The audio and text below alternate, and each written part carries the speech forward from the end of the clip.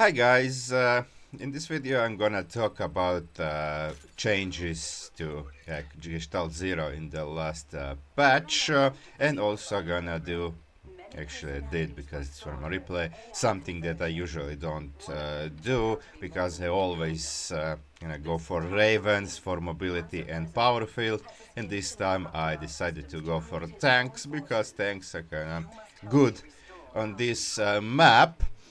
Gestalt Zero was changed in the patch where Genera was introduced some month ago or so. Uh, and Mostly it was a big nerf to the weapons and some other stuff. Some things are changed, some even buffed slightly, but generally it's a pretty heavy nerf.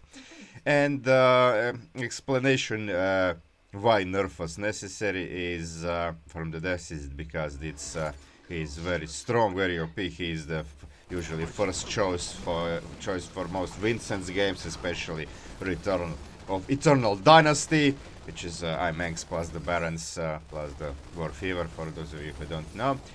Yeah, that might be because Zero, when you power him up, when you get level 3 weapons, when you have several squads, you get Ragnarok, then that's heavy mech, it's really powerful.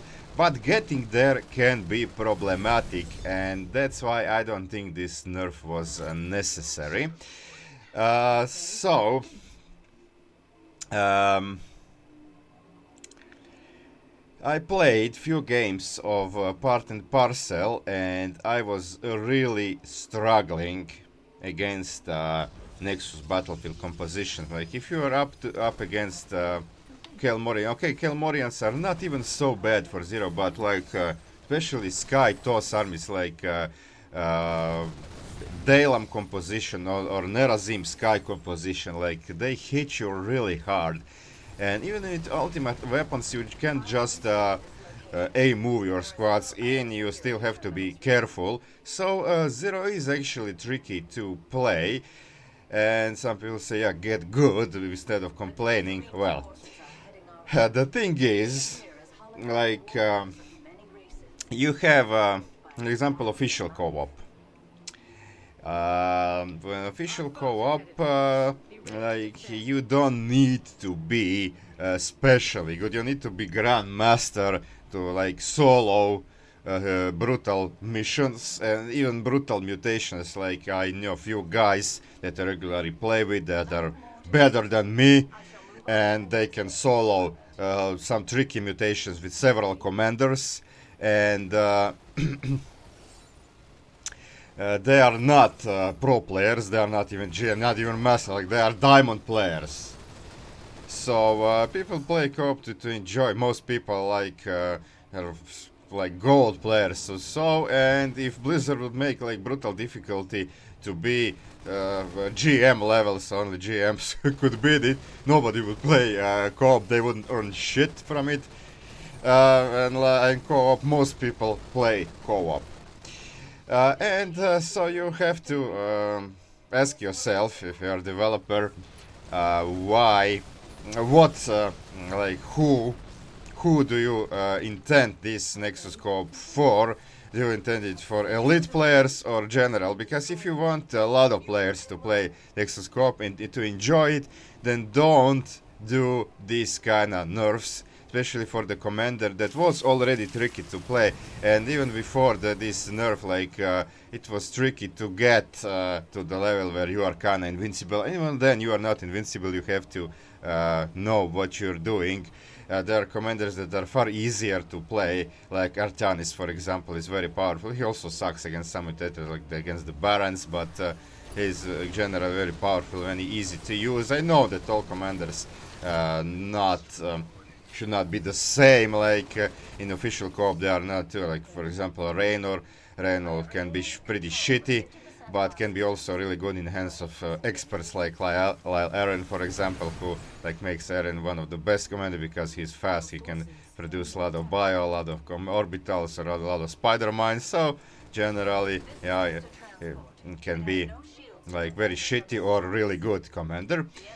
And same thing is with the Gestalt Zero. So I mean, for those experts that are really good, they can always put themselves in a challenge, like doing the Vincent's games or doing the, like 10 mutator challenges or something like that. And for normal people who play to enjoy, today I just got the message, actually not the message, but the comment on my live stream that I did yesterday, that why did I never learn it so much? I don't enjoy playing him so much, and there will be a lot more people that share that opinion.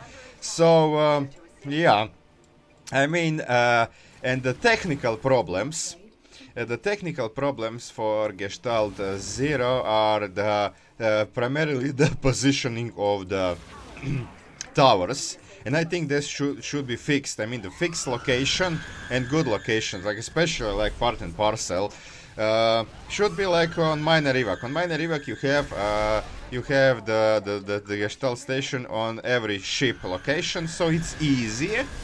And I think it should be on part and parcel, like in more free locations that not all of them are defended, and it should be stationed on every hybrid location where you fight the hybrid. So that should be optimized. And also one thing, like. Kind of forces me to use Ravens in most games is the power field dependency, and even and if you're not using Raven, you are even more dependent on the locations of stations, because you need them to recruit new soldiers, you need them to change weapons. So I propose maybe not the new soldier recruitments, but at least that squads could change their weapons out of the power field. They don't require power field for that, because it already costs money, so it's not for free. Not that you can just change money like all the time, because it costs money, and that was also kind of nerfed. The heavy weapons, for example, the what's it called, the third level weapons, actually all of them pretty much were changed from like 2000 and 250 cost to 3000, and so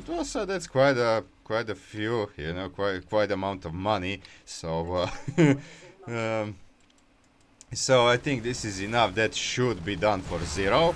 These two things, like optimization of Gestalt, or at least one of these things, should be done to have better experience, because on part and parcel it's really shitty. So no matter if you can like solo internal dynasty, if you cannot play just normal brutal mission on part and parcel against many of the compositions. So I will not do this with, okay, this is the nuke over here.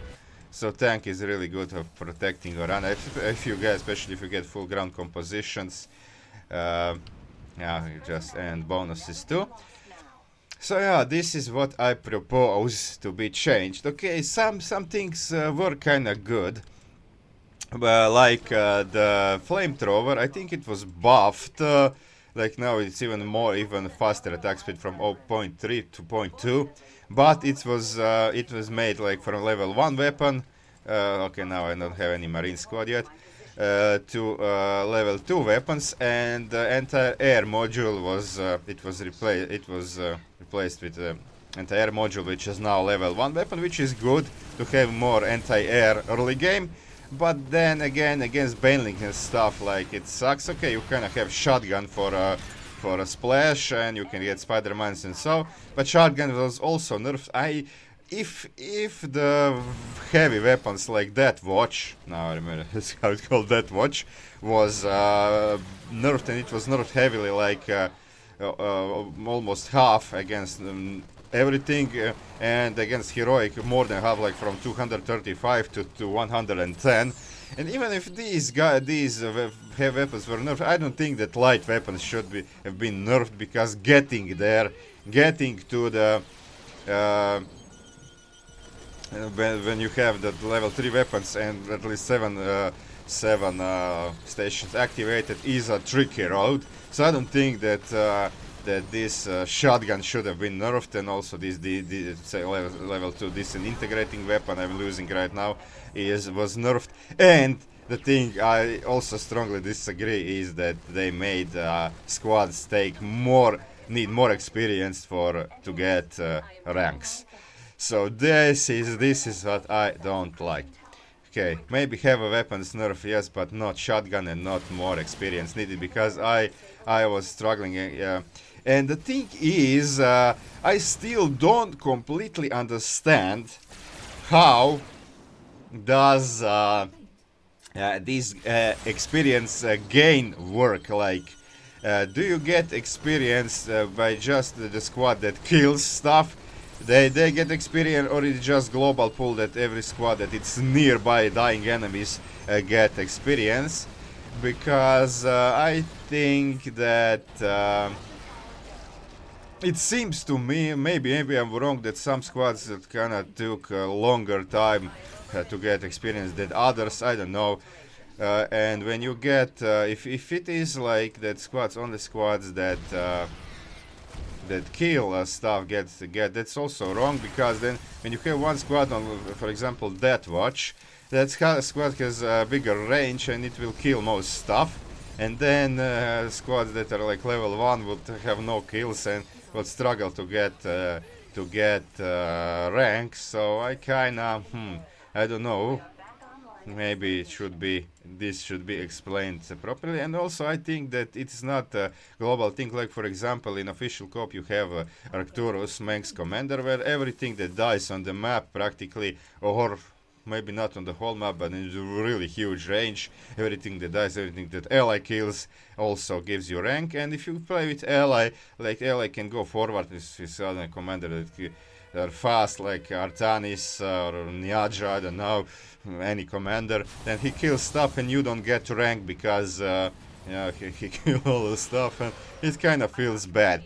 So I think that this rank gain should be optimized, but then again, maybe should be explained somewhere. If there is some tutorial about this, you might wanna, if you are one of the developers, if you know this, you might wanna post the links how exactly do squads get rank. Okay, so that is it. I pretty much said everything I needed. If I in the game think of something else, I will say it. But yeah, this is what I wanted to say about these changes. Now I think, okay, the basic machine gun was not nerfed. I mean, if that was nerfed, that would be a disaster. But I think the range of the lasers, or third level lasers for the Marine Squad, the range was buffed, or for the Ghost Squad. I'm not actually sure. I think for the Ghost Squad, but they were made just just can attack ground. But I think that was already done in the previous patch, like year ago or so. So not sure,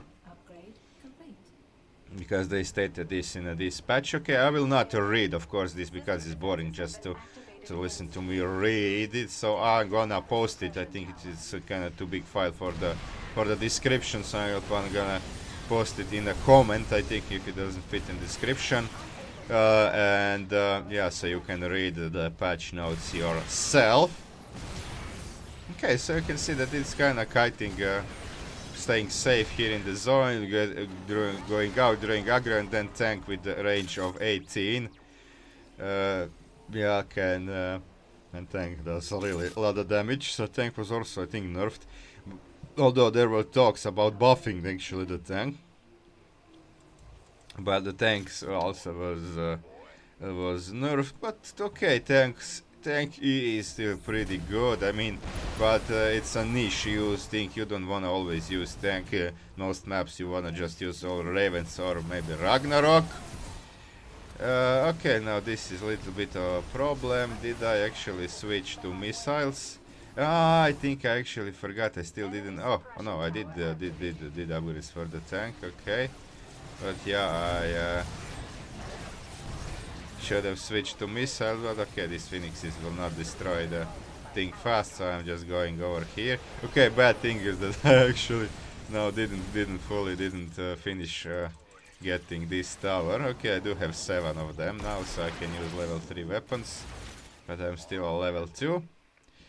This is a little bit problem for me.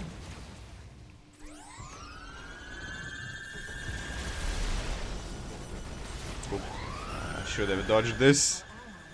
Definitely a mistake. Okay, now I'm getting this. Okay, this is I think Dark Templar composition, but there are not many phoenixes, not many waves, so Upgrade complete. okay, I was contemplating what to send over here. I didn't want nuke because I want to nuke on this area. It's always good to nuke. It's a juicy area to nuke. By the way, nuke was nerfed heavily, especially against structures. Against Unix, so now hybrids actually don't die to a nuke. This hybrid will survive. It will receive more damage from radiation, but it will survive at a few HP. Okay, and against structures it was from 5000 initial damage to 2000, so you cannot like kill 2 or 3 void shards on Rifts to core hull with just nukes. Okay, I think this is actually okay, but it was too OP. You can just nuke the objective and do it. Satellite beam was also nerfed, but slightly, I think, by like its damage in the center was, I think, nerfed by maybe 20% or something. It's also nerfed. Okay, I don't disagree with that, but yeah, the shotgun, the rank need, that's most problematic. And also, like, Spider-Man cooldown was increased from 30 to 40 seconds. I don't think this was also necessary, because the Spider-Mines are good, but they also kind of have their limits, you know, if you fight against some stronger compositions. So, I don't know, I don't think this was necessary. Okay, now my plan over here is to capture this station. Now this will allow me to get another tank, because it costs 12 the energy, the uranium.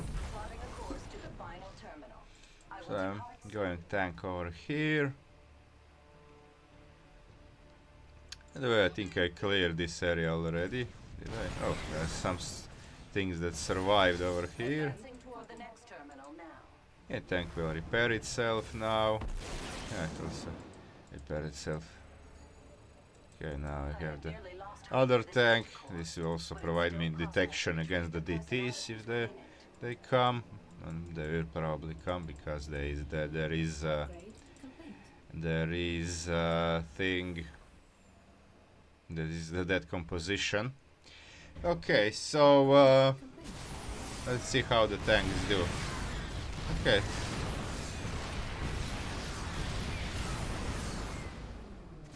Okay, so as you can see, 2 tanks can really comfortable protect this bonus. These missiles also have this kinetic armor, so they have 1000 HP. They're very tanky. They also gives them the regeneration, and that's bonus done. Well, I'm clearing actually this area. Okay, so there is no tower here. Could be good in Modern Warfare also. You have towers like when on every place where you defend the Orana. Okay, so I actually captured 9 towers with just 1 left. So I have a lot of money, but now I cannot place, you know, static defense over here where I need it the most, because yeah, now it's best to spend this money on the turrets, but I cannot do it. I can just drop those turrets. Okay, I'm waiting for the nuke here. I'm going in, and the tanks, I position tanks here to guard this area and then kill this tower too.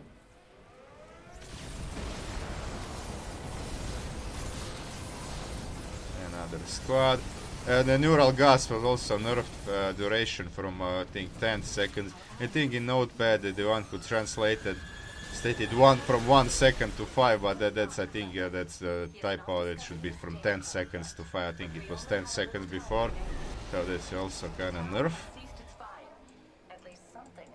Okay, I mean this is kind of okay, but this is a pretty easy and normal composition against Nexus Battlefield composition. I would have struggled more. Okay, so now the tanks are here, and you will see. Okay, we have some of these guys.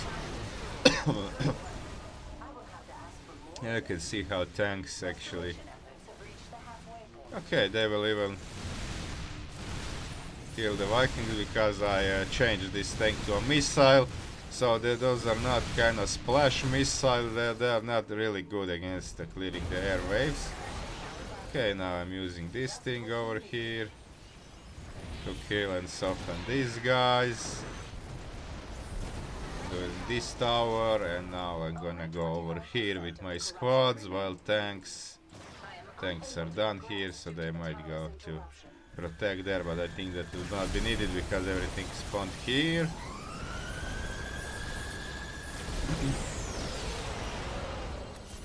Now I'm actually bringing everything over here. Tanks also do decent damage in okay, this is on missiles. Actually, I think it's the same damage, just it's a range. It's only 9, but then when you siege, it's 9 plus 9, so it's double the range. Okay, I activate this just for the hell of it. Okay, they actually come here, yeah, the last wave. So it's good, I have all stuff over here.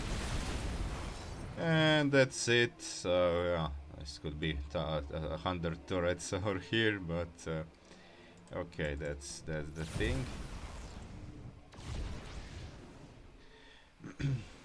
Okay, so if you are the developer, please comment what you think about my thoughts here, because yeah, I think that maybe some nerfs were okay, but some were not necessary, and some optimization should be done for better experience of playing Gestalt Zero.